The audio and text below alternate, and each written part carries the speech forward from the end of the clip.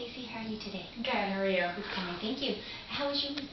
It was really, really busy. Okay, can you tell me about how busy it was and what happened? Yeah, I ended up working this week. I ended up taking a day off because my best friend got married, so we were doing the rehearsal and the wedding, and then we ended up having to find a home for one of our dogs, well, one of my friend's dogs who's living with us, because there's been so many clashes, and so that's been causing some anxiety about what to do and whether or not it would be appropriate and things like that. So what I'm hearing is that you've got a lot of excitement this week. Yeah. With the wedding and all the festivities that go along with that, but there's also been some anxiousness in trying to rehome a pet and in that. Well, and even just some anxiety about making sure the wedding runs well, because I was the matron of honor, so we had to keep the bride calm and happy and make sure that all the girls got ready and everybody looked good, and her sister got sick that day, and so we were trying to get her to feel okay for the wedding, and there was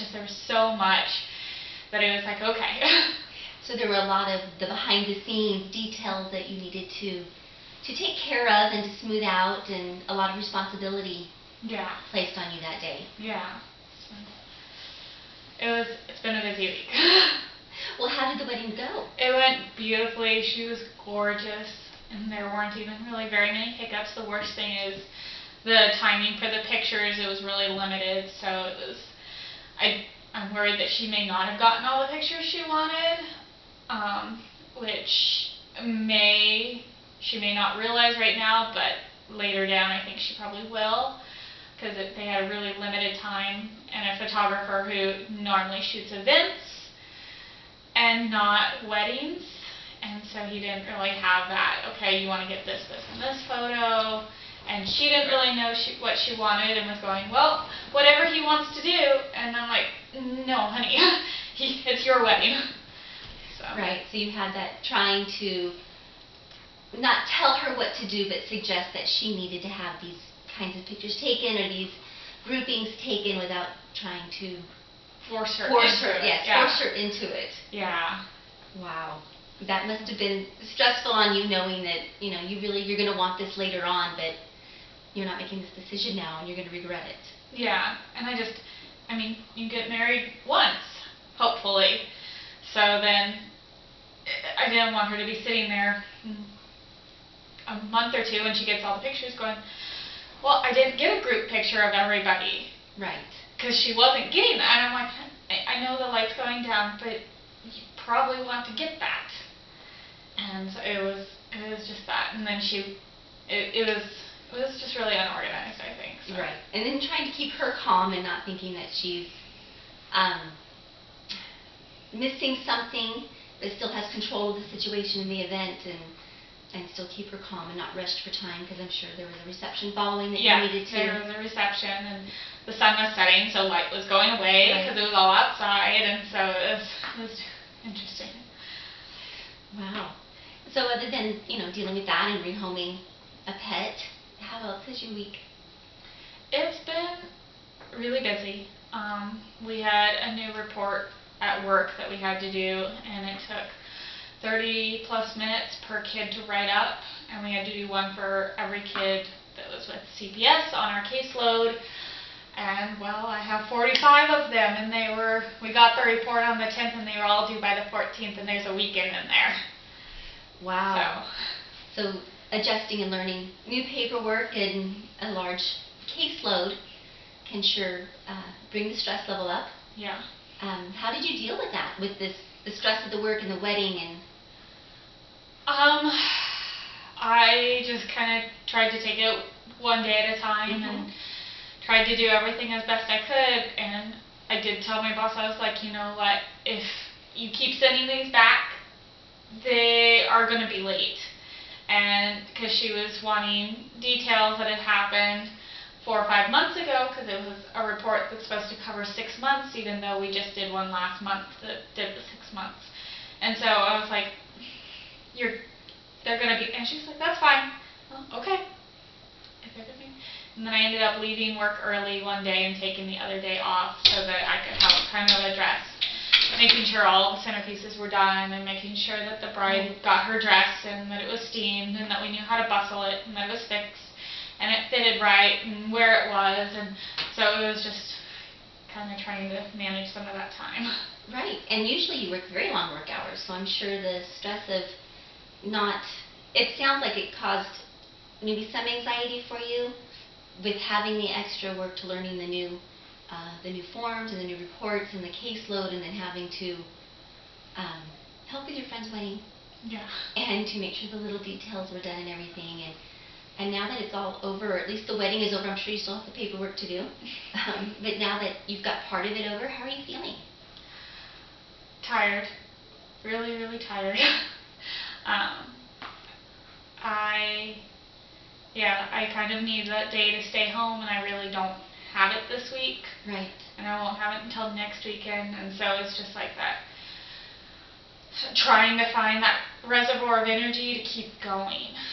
So it sounds like you do have another busy, stressful week. Yeah. Coming up, and that maybe this week we should try and find 5 or 10 minutes just to take a couple deep breaths and just to kind of relax and to center again, so that you can help find that energy to keep going.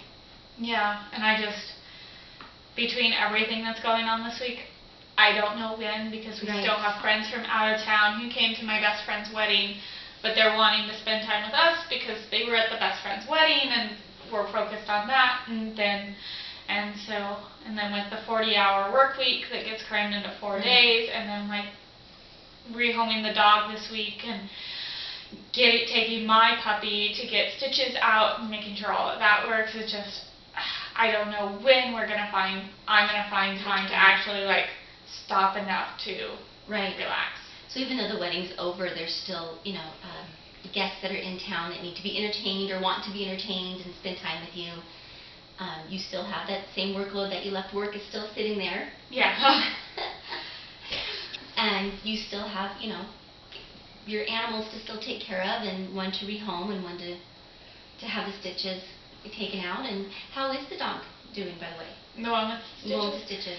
He's doing well. He's become quite energetic again, which kind of is causing me anxiety all by itself, because we have them fenced off when we're out of the home so that they're not running around and doing whatever to the carpet, because 3 of them are fairly young.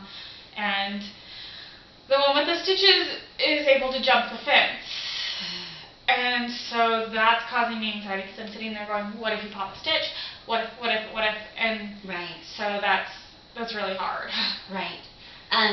So it sounds like with the stitches being in and how active the dog is becoming, obviously he's feeling better, he's becoming more active, which is good. It's a positive thing, but you still have that apprehension with breaking a stitch open because it's not totally healed. Yeah. And sure you've taken steps to protect it. Yeah, we have a towel around his neck, that we call the towel of shame, so that he can still get in and out of the dog door, because the cones makes it really hard for him to do that.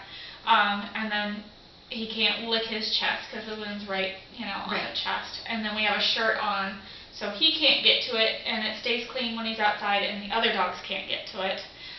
And then we obviously clean it every day, but it's just one of those. It sounds like you've taken every precaution as a pet owner that you can take to help him heal and to get better. Yeah. So how are you going back to work this week? And you've got the rest of your everyday stuff to do still, but you still have the paperwork from the following week to do. How do you plan on handling? I don't know. I have a whole bunch of appointments back to back this week, and I just don't know when I'm going to get the paperwork done. Right. So. Are you going to end up putting in more hours than you normally do? I know you normally put in a 50-hour work week. Are you going to end up doing 60, or are you going to be able to take some of it home to work on? I could take it home, but I would still be on the clock at home, which I've learned doesn't always work very well with my husband and my roommate and then my dogs, because ultimately someone is actually interrupting me. Right. So there's really too many distractions at home. Yeah. To be able to work from home. Yeah. In a productive manner. which leaves me sitting at my office or going to a coffee shop. And if I'm in my office, then my phone rings and people pop in and ask, to staff a case or to talk about this or that. And then if I'm at a coffee shop, I'm always worried that, somebody will be reading over my shoulder and break the HIPAA